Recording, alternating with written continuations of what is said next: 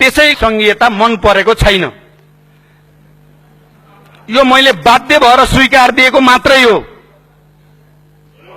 त्यसकारण उहाँको के महसुस गरियो भने लगाव चाहिँ संघीयता मन नपराउनेसँग उहाँको विशेष प्रेम भाव हुने भयो।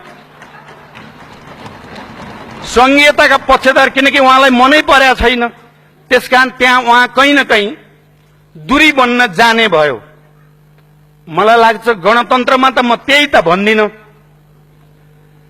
तर मनोवैज्ञानिक र भावात्मक रूपले हेर्दा प्रधानमन्त्रीजीलाई गणतन्त्र पनि त्यति साह्रै रुचि लागे जस्तो लाग्छ छैन।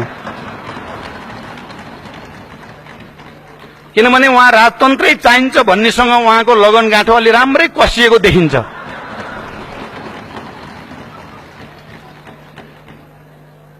समानुपातिक समावेशी पनि उहाँलाई त्यति यो बेकारको हो भन्ने लाग्छ। यसले पनि काम गर्यो। मैले अन्तिममा प्रधानमन्त्रीजीलाई भनेको थिएँ, म अरू कुरा घुमाएर फिराएर किन गर्न पर्यो, केही कार्यशैलीमा हाम्रा अन्तर छन्, सोचमा अन्तर छन्, त्यसलाई न्यारो डाउन गर्दै लैजाउँला, घट्दै घट्दै जालान्, पार्टीहरूको बीचमा सम्बन्ध अझ सुदृढ हुँदै जाला।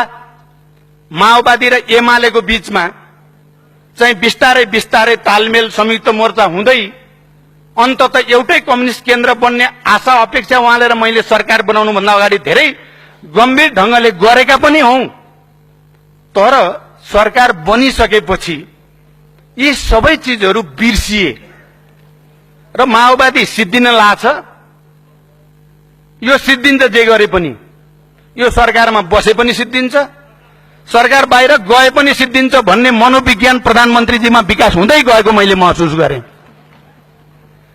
अब हामीलाई एउटा धर्म संकट के पर्यो भने गणतन्त्र, संघीयता, धर्मनिरपेक्षता, समानुपातिक, समावेशी यी सबै मान्यताहरू स्थापित गर्नको निम्ति हजारौंको बलिदान भएको छ र हाम्रो एउटा जिम्मेवारी छ त्यो जिम्मेवारी प्रति चाहिँ उहाँ हामी हो ठूला र साना पार्टी चुनावमा भइएको छ। हिजो एउटा स्थिति थियो, अहिले अर्को स्थिति छ। तर यो मनोविज्ञान देखिसकेपछि अप्ठ्यारो त्यही नै भयो र अहिले चाहे मधेसको मुद्दाको कुरा गरौं, त्यहाँ छलफल हुन सक्छ, बहस हुन सक्छ। हामीले पटक पटक सरकारलाई भन्यौं पनि, प्रधानमन्त्रीजीले औपचारिक ढंगमा पत्र पनि लेख्नु भएको छ। तर समग्रमा यो समस्या समाधान गर्नको निम्ति, आन्तरिक राष्ट्रिय एकता सुदृढ गरेर देशलाई अगाडि बढाउनको निम्ति उहाँको प्राथमिकतामा परेको मैले महसुस गरिन।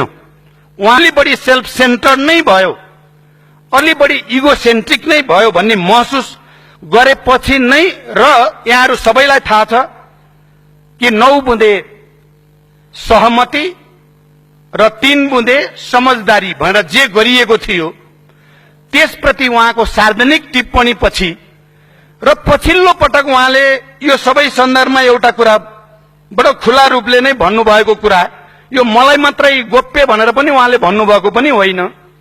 पछि नेपाली कांग्रेसका सभापति शेरबहादुर देउवाजी म समेतलाई उहाँले बोलाएर नि भन्नुभयो।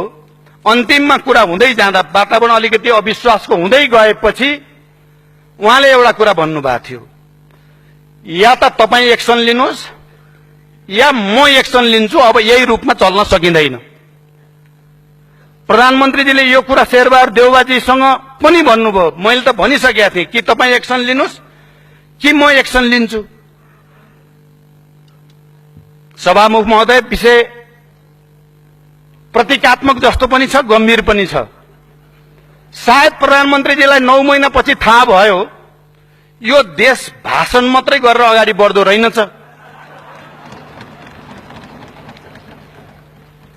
पानी जहाज पनि, ग्यासका पाइपलाइन पनि, रेल पनि, सबै चीज भन्दाखेरि जति सजिलो भयो, गर्न सजिलो रहेनछ भन्ने कुरा बुझेपछि बरु यो सरकारै गइदिएदेखि ढुक्कै ठान्नुभयो कि। उहाँले अर्को एउटा शब्द नि भन्नुभएको थियो, कि तपाईले सके गलत त्याउनुहोस् र हेर्नुहोस्। मैले त त्यस्तो सोचे त होइन। मैले त पटक पटक कुरा गर्दा कसरी हाम्रो यो समग्र समीक्षा गर्ने र समझदारी विकास गर्ने, तर मलाई अहिले लाग्छ कि प्रधानमन्त्रीजी सायद थाकिसक्नुभयो।